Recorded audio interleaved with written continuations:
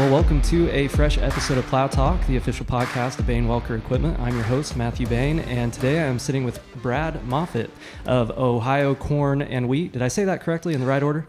Yes, Ohio Corn and Wheat Growers Association. Thank you. Growers Association. That would be a good addition there to add. And so today we're going to talk about really what Brad does, what this entity does here in Ohio for the farmers here in Ohio and abroad. And to start off with, I'd love to get your background personally, Brad, if we could, and how you got into agriculture and how you got to where you're at now. Certainly. Well, I grew up on at the time, a large-scale family farm operation, both crop and livestock. By today's standards, it would be small scale. In the 60s and 70s, it was large scale, but we were corn, wheat, and soybean farmers and also raised cattle and hogs in west central Ohio in Champaign County. And grew up on the farm, was very involved in 4-H and FFA. After I graduated high school, I took a 4-year hiatus and just worked cattle and feed sales. Oh, that's neat. And just before I turned age 22, I decided that I needed to chase another goal I had. I always wanted to be an ag teacher. Mm-hmm.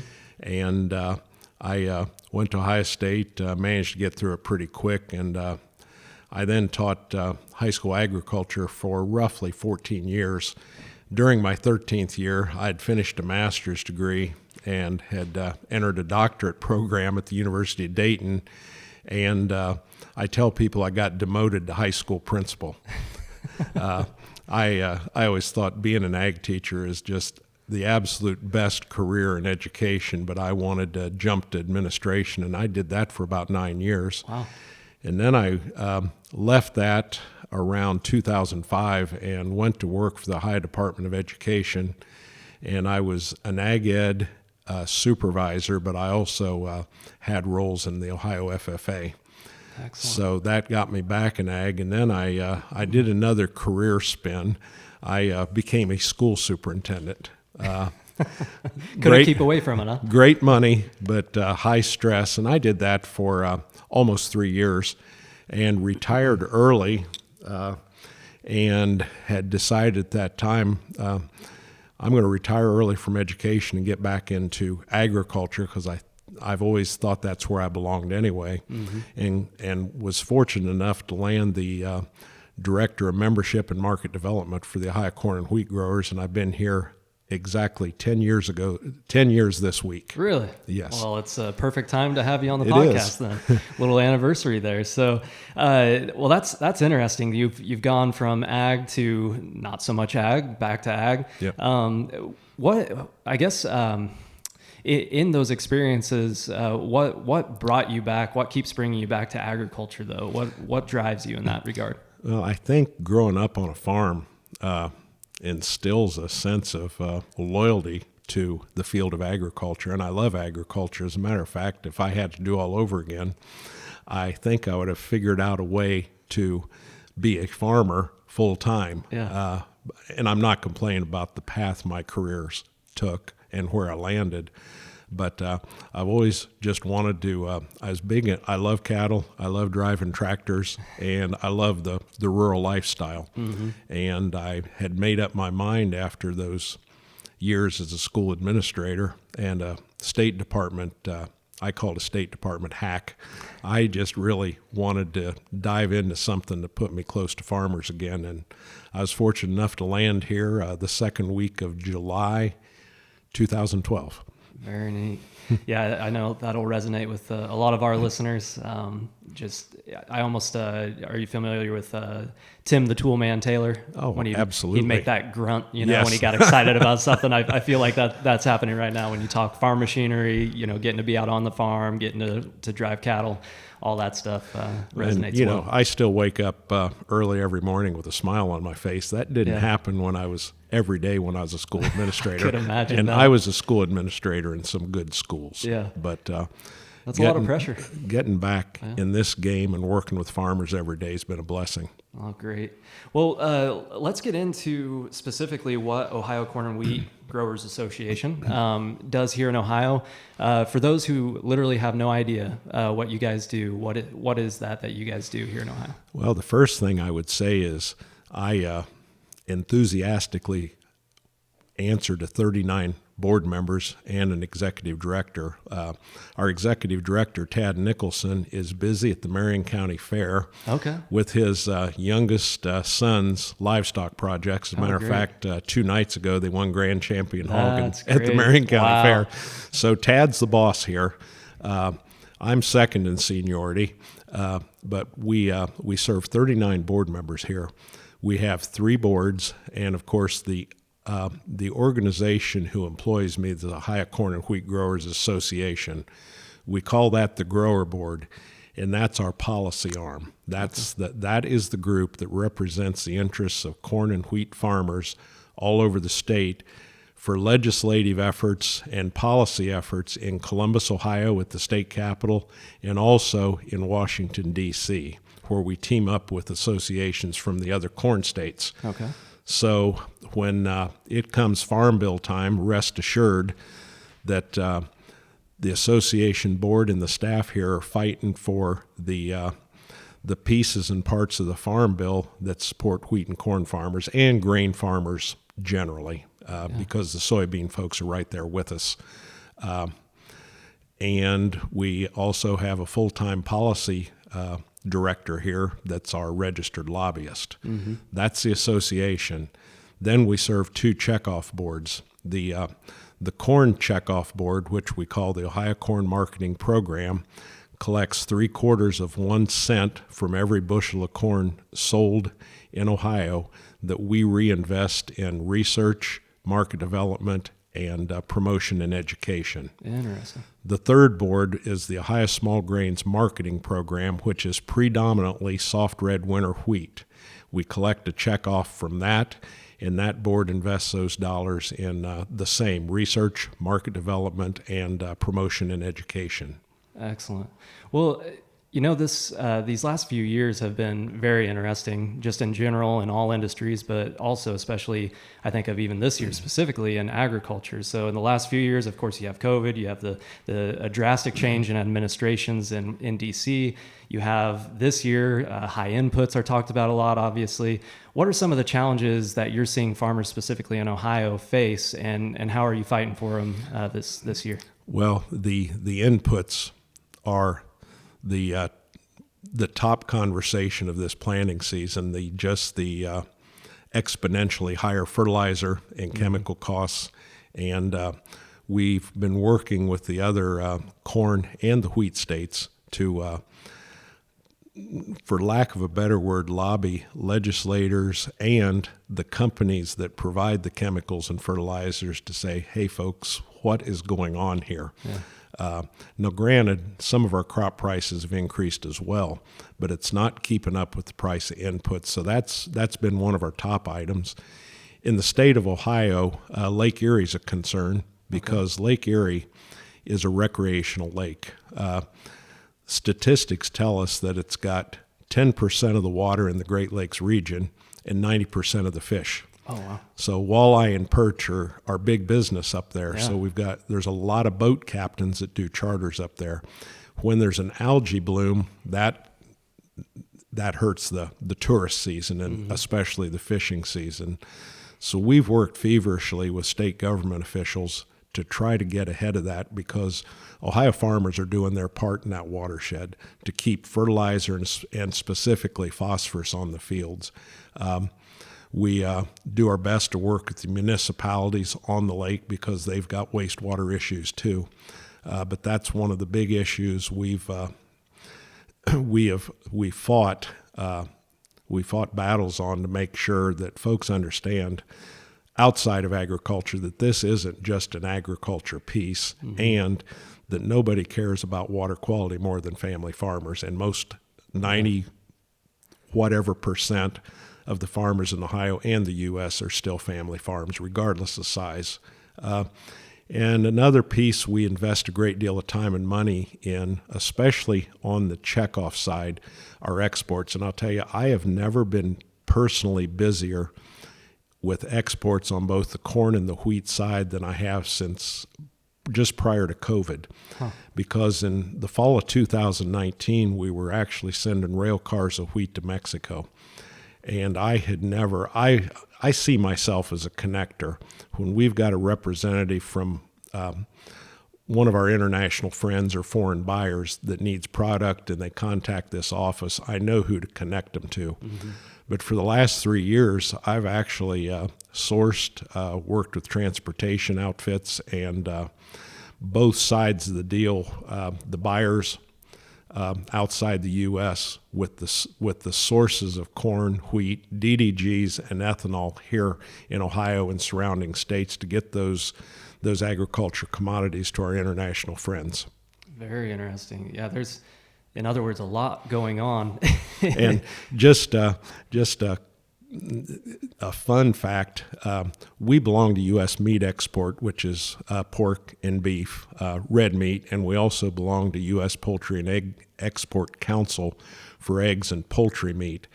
And we value the memberships in those organizations because when we send pork overseas, for instance, we look at that as corn in another form. Okay. Yeah. It took corn to feed that animal, to get it to slaughter, and get it in a chilled vessel or a chilled container to go overseas. But yesterday I was working with a export group here in Columbus, Ohio, who has had a customer for grain in China. Okay. And we ended up helping them work a deal for chicken feet and chicken wings. Really? And they don't want the drumette and they don't want the wing tip. They want that middle part of the wing, the mid wing that's got the two bones in it. Yep. And we help them source chicken feet and mid wings from the U.S. So we touch the livestock side as well because the livestock industry uses a lot of corn.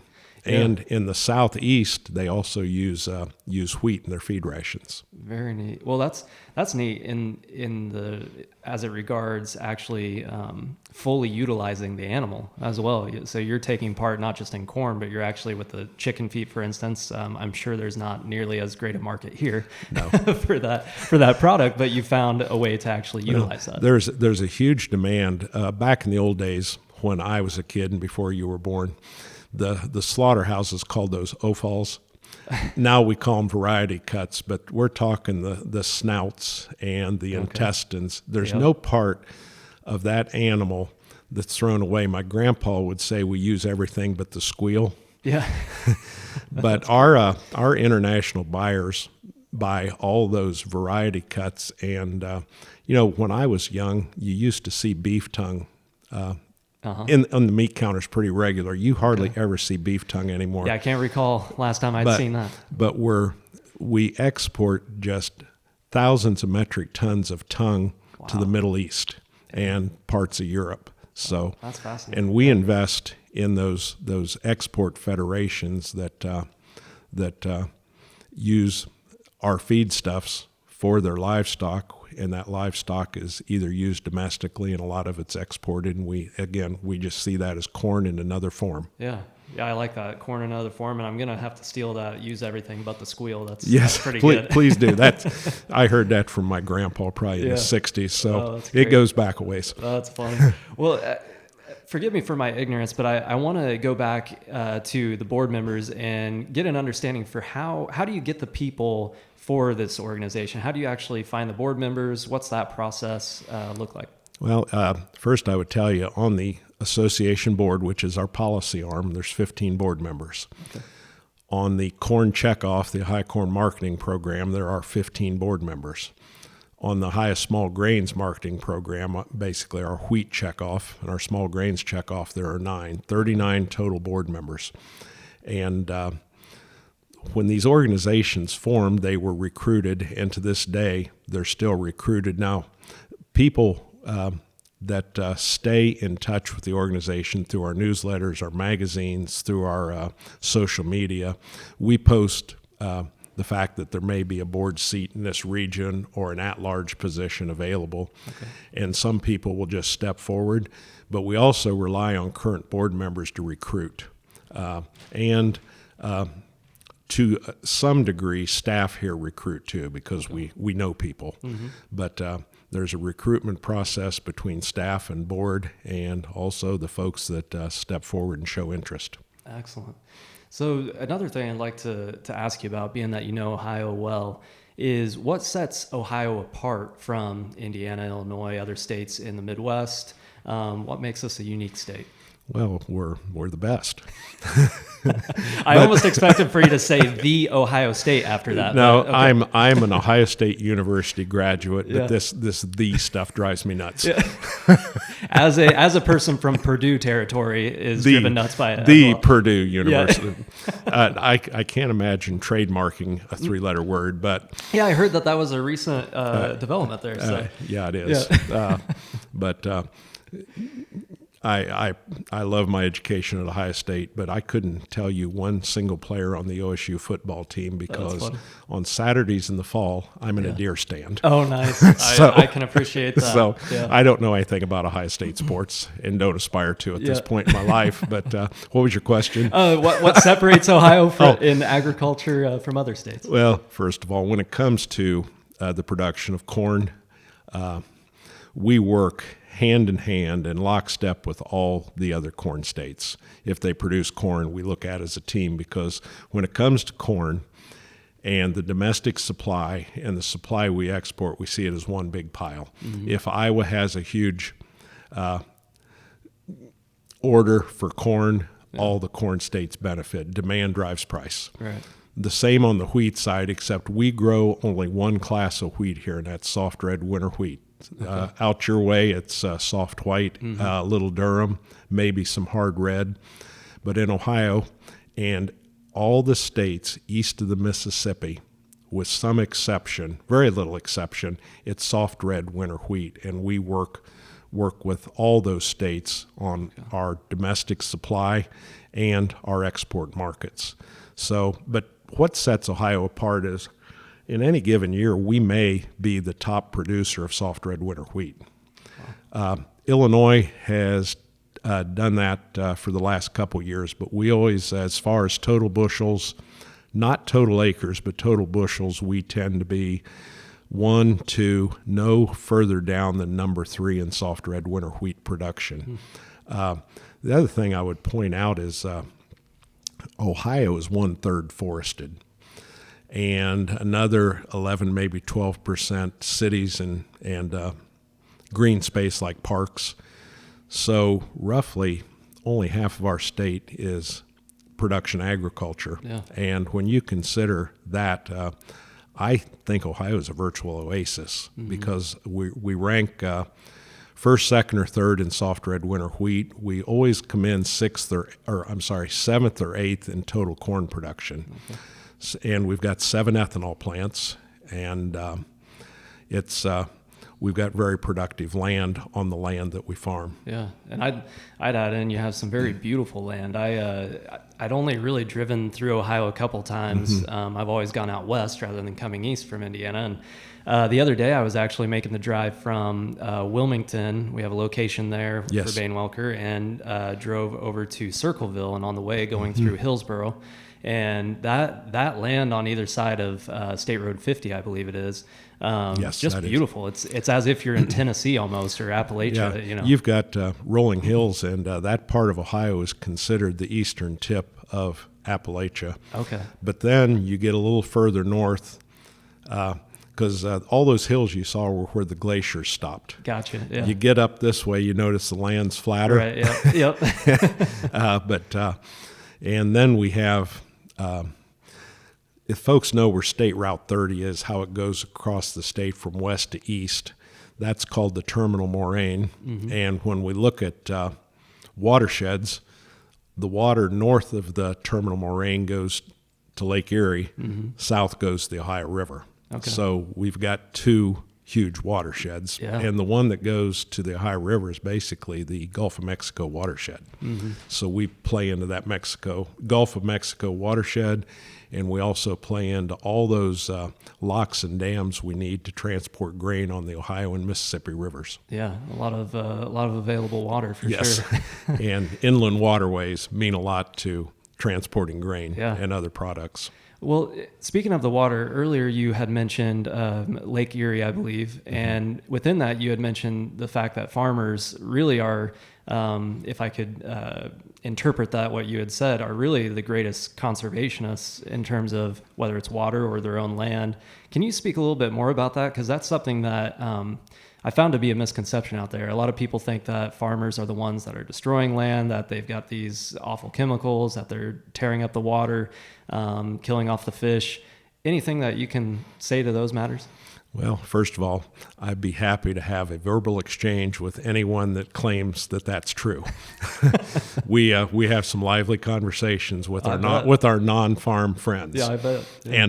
And people that maybe aren't so much friends. Yeah. But the fact of the matter is, I've never met a single farmer that wanted these fertilizer and chemicals to wash off the field. Right. They want to keep that stuff on the field. Especially you're like this. Yes, right? as much as an ecologist or folks that are very concerned about nature want it. We have a common goal. They want us to keep it on the field. We want to keep it on the field.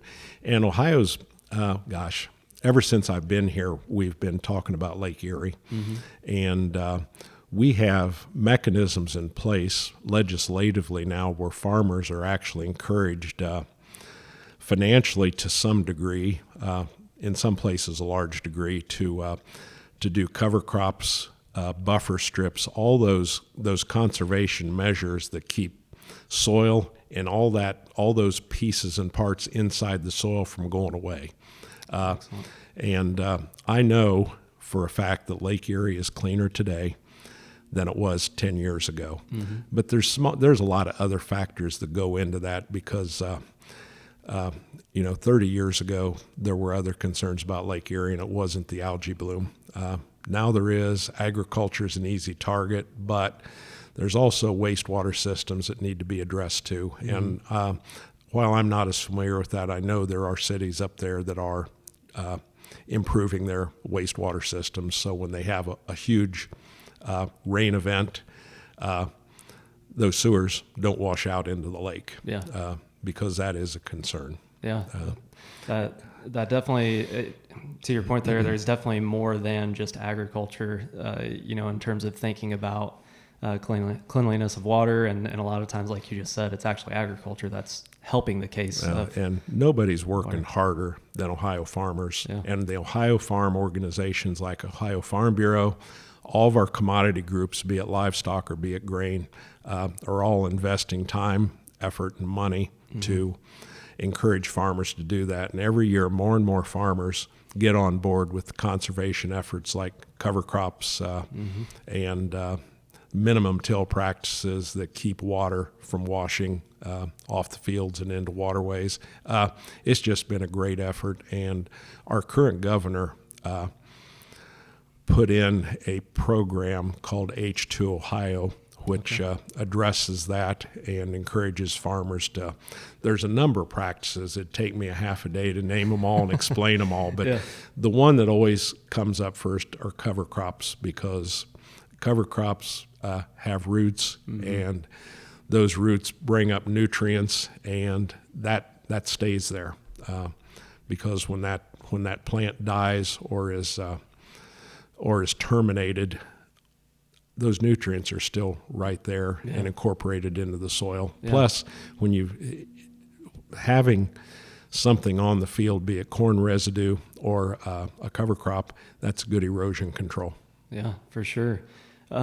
Switching gears a little bit, in terms of the farmer, do you get much feedback, or do you get quite a bit of positive feedback from farmers? Do a lot of farmers understand what all you're doing in your efforts? Well, I think most Ohio farmers are familiar with what we do here at Ohio Corn and Wheat, but we can always use more members. I would estimate that when you look at the total number of farmers in Ohio, which is somewhere between 20 and 30,000 that grow corn, wheat, soybeans, roughly 10% of them, maybe a little more, are members. And I brought a couple of visual aids. This is our membership brochure that talks about what we do. And again, I think the most important thing we do is protect farmers' interests at the state capitol and the federal capitol. But on top of that, we have a ton of member benefits and services. If somebody's buying a new Ford pickup truck, we can get them a discount. If we have $200 coupons to buy seed. We even have a group that helps farmers shop for health care benefits. If it's a family farm that where one spouse or the other doesn't have off-farm income with an insurance plan attached to it. So we can help farmers, especially where the farm couple and their children and their hired hands have to self-insure. We can help them find that. And one of the latest things we've done for young farmers and young farm couples is connect them to an outfit that helps them set up a retirement plan. Okay. It's like the 401k piece, only I think it's better. But if I had, I've obviously got my state teacher retirement, which is nice to have. Yeah. But when I went to work for Corn and Wheat, I started another retirement account. Okay. Plus, I got 14 years in Social Security, so I'm going to have 3 retirement checks. That's excellent, yeah. But if a young farm couple that's fully engaged on the farm may not have that, and I tell people if I had done 30 years ago what I did 10 years ago, I'd have $1.5 million in a retirement account. So we've set up a program and a connection for young farm couples to get involved in a retirement system on their own with a company that serves as a watchdog for that investment. And we got everything from a free hat to subscriptions to magazines. We've even got a workman's compensation discount for farmers that have full-time employees or even part-time employees on the farm to protect themselves. That point about the pickup truck really got me. I hadn't even thought about that being a possibility that you had discounts for. And a lot of ag organizations have benefits and services. Ours just happens to be with Ford. Yeah, that's really neat. Not that we favor Ford over Dodge or Chevrolet. I don't think there are any other truck companies, right? But we've got an association with the Ford Motor Company through National Corn Growers, and we've just got a whole load of benefits, including discounts on rental cars, discounts on hotels, Cabela's gift cards. Oh, now you're piquing my interest. Yeah, but again, I would say that the most important thing we do is guard the policy and legislative pieces that affect Ohio's grain farmers. Right. But then on top of that, we've got all these other benefits and services we can offer to farm families. Excellent. Well, I have two more general topics Sure. that I'd like to hit. One is I look down here at this pamphlet that we have, and one of the main things I'm seeing is education and training. And this, of course, is something that you have a background in. And you said you thought at one point the epitome would be to be an ag teacher. What, in terms of education, what is the organization doing? We and I'll say this especially for the corn checkoff or the Ohio Corn Marketing Program. For 8 years, we've sponsored a program called Feed the World.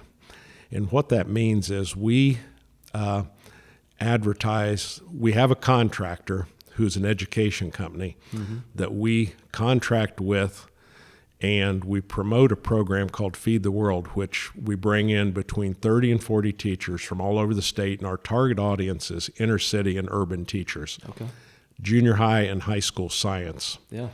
And we bring them to this year we did it in Springfield, Ohio.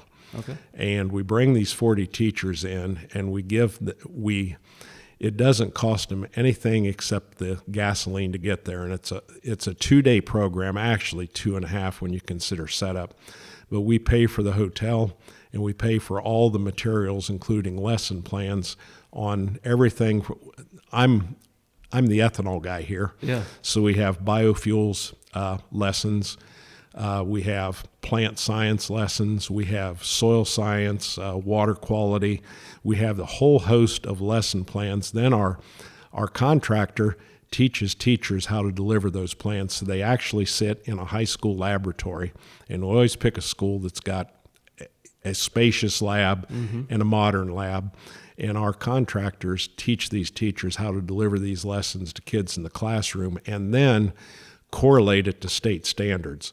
Because when you're talking water quality and soil science in ag, that can that could move over to biology and any of the science classes in the biological sciences, and some of the pieces and parts we do in soil and biofuels feeds over to physics and chemistry. Very neat. And we've invested over 8-year period of time.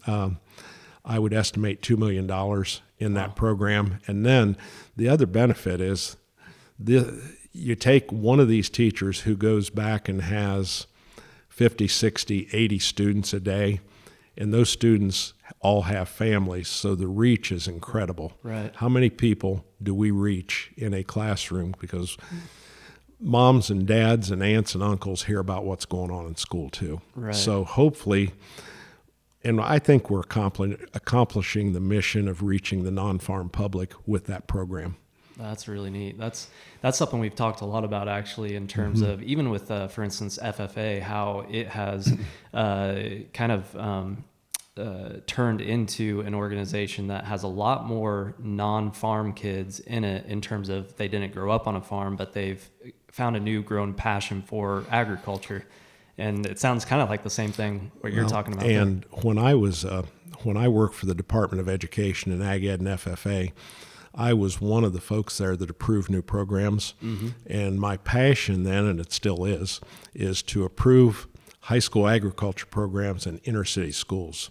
And we, over the last 20 years, we've put ag programs in Columbus, Cincinnati, Toledo, and the one in Springfield, Ohio, it's called Global Impact STEM Academy, is the crowning jewel.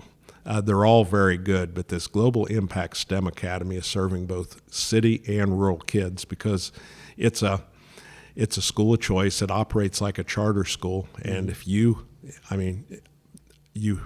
students have to apply to get in, and if they get in, they still have to get transportation to the school. But this school has served, I think, 17 Ohio counties since it was established in 2006. Wow. But That's really yes, Ag Ed and FFA in junior high and high school are reaching the city, and it's getting these kids to develop a passion for agriculture, and there are jobs for them in agriculture. I don't care if it's going to work for a winery and a grape grove, or developing the satellite guided technology, because there's just some great stories out there. And one story I always talk about, and I don't know how this happened. My FFA president at Ridgedale High School in 1990 was Matt Crow. Matt Crow is a doctor in Madison, Wisconsin. So he found something in ag that, and maybe it was just the leadership stuff, but here's Matt Crow in Madison, and he's one of my former FFA presidents. Well, that's really neat. Yeah. What have you seen in terms of, are there any other stories that you have of maybe folks coming from the city that are now into agriculture? You made the good point. We've talked about it before too on the podcast, of the technology side of it alone really opens up a huge swath of opportunity for people. Oh, it does. There was one of these, to me, they're kids. I'm going to call them kids. But one of the kids from the Global Impact STEM Academy has found their niche in the livestock industry, and probably never touched a farm animal or even seen one up close until they went to this school. But and then we've got a board member whose son did an internship, and now on any given day in his living room, he may have a whole bunch of wires and computer stuff all spread out that's going to be installed in, I believe, well, it's not Case IH, but it's one of the competitors, but it's the satellite guided tech for tractors. So it's fascinating stuff. If we can get these kids turned on to agriculture and they find that one little niche inside of agriculture, there's lots of niches in agriculture. We're converting a lot of, for lack of a better word, city kids into Aggies. Yeah, that's great, because the other part of that is that we talk a lot about within agriculture in general of advocating for agriculture. I think more and more folks in agriculture are realizing that if you don't like the narrative that's out there about ag, you're the one that has to change it. And so I think these education programs are just one great way of making sure that the truth is out there in terms of ag. And we preach to the choir too, because every year our comrades over at Soybean, Ohio Farm Bureau, Ohio State University provide educational opportunities and updates for our farm public. Yeah. So all the commodity groups work together for our internal public, but then Ohio Soybean has a program that reaches teachers like we do, and so we're hitting the cities, the urban areas, and even the inner cities to a degree with our education programs. Great. Well, my last topic for you, you actually brought it up earlier. This is a loaded question. What's the future of ethanol? Well, I tell you, I've been passionate about ethanol before I got in this business. I'm passionate about it now. I'll be passionate for it till the day I die. There is, to me, homegrown American manufactured fuel is a no-brainer. Ethanol, when we talk about clean air, and let's face it, ethanol in our fuel supply started with the Clean Air Act. And we used to have cities like Cincinnati, which were called non-attainment cities. That means they didn't reach the statistical needs of the Clean Air Act. Since we've had ethanol in the fuel supply, cities like Cincinnati are no longer non-attainment cities. The air is cleaner today in the United States because we have ethanol in the fuel supply. And we kind of fuss every once in a while with our brothers and sisters in the petroleum industry. But, they're our biggest customer for ethanol because practically all the gasoline you buy in the U.S. is 10% ethanol, unless you find one of those red handles that says ethanol free. Right. Yeah. Which I don't know why people want to grab that handle, but there's a huge fuel convenience store chain called Sheetz, and this past weekend Sheetz was selling unleaded 88, which is 15% ethanol. We used to call it E15. But unleaded 88 is a better name. But they were selling it for $3.99 a gallon, which was 60 cents under regular. And 98% of the cars and light-duty trucks on the road today can use unleaded 88. Yeah. And for the folks that say, can't put it in my car, I've got a 2-seat Honda that I use it in, and it boosts the gas mileage. Yeah, that's my experience. Every time I've had a higher ethanol, it's boosted that. Now, on the flex fuel vehicles where we can put the 85% product, the newer there's always been this notion of a gas mileage lag, and on the older flex fuel vehicles that was true. But the newer the vehicle, the less that lag. And today, when E85 or 85% ethanol is $1.20 under regular gasoline, and it's somewhere between 95 and 98 octane. There's no reason not to put that in a truck or a car that says flex fuel on the tailgate or has a yellow gas cap. It's an absolute no-brainer. And the other thing I'd say, the food versus fuel argument is a myth. We have plenty of corn for all purposes. Roughly 30% of our corn goes to ethanol, roughly 30% to livestock feed. We export anywhere between 11 and maybe 17%. And then there's that percentage that goes for other purposes like human food. And we always have a surplus of corn. Some years that surplus is a little thin, but ethanol is a no-brainer. American-made, clean-burning, engine-smart, environmentally kind, domestically produced fuel. Awesome. I think that's probably the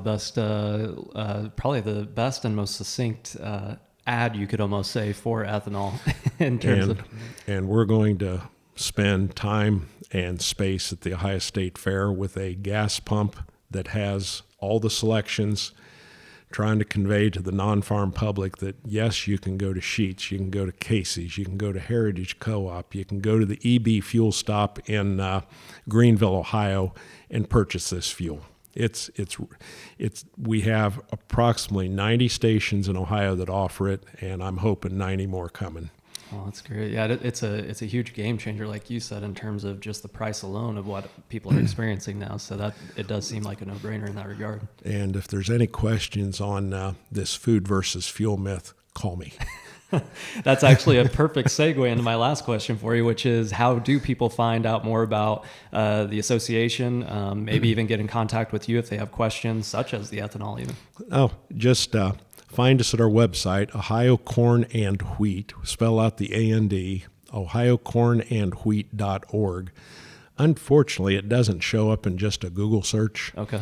But if you mind your Google or your other search engines enough, you'll find us. And all of our contact information's there. We've got QR codes in there that can take you to ethanol facts, export facts, everything you need to know, because we're obviously very involved in ethanol, very involved in exports, very involved in water quality efforts.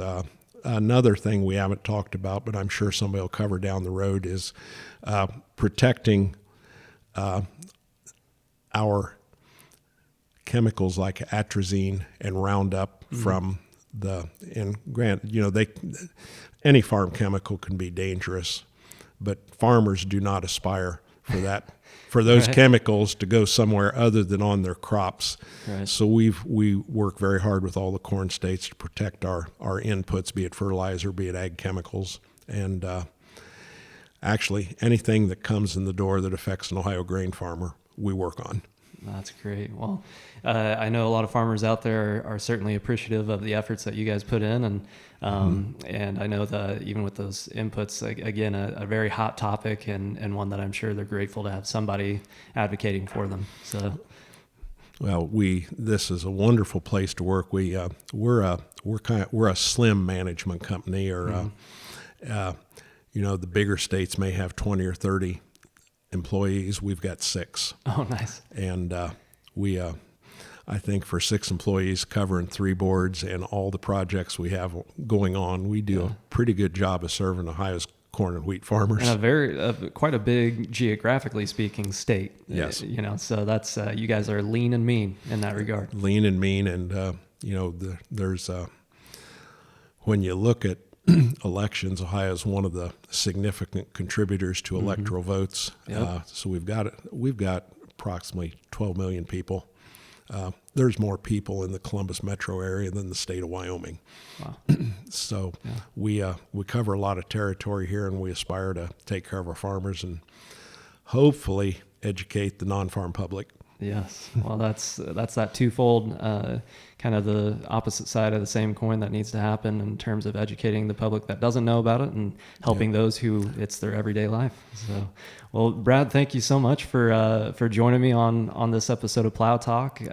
Do go ahead and check out the website, as Brad mentioned there, and give him a call if you have questions. It sounds like he's ready for that battle in terms of food versus fuel. So give him a call about that. But otherwise, thank you for listening to this episode. Do check out bain-welker.com if you have any curiosity about what we do as a company. And you can find a location near you by going to the locations tab and finding a location near you, find that address or that phone number. You can walk in or give us a call. We'd love to serve you however we can. So until next time, farmers out there, keep on farming, businessmen keep on working, and when we come back around, we'll keep on plowing. Thanks.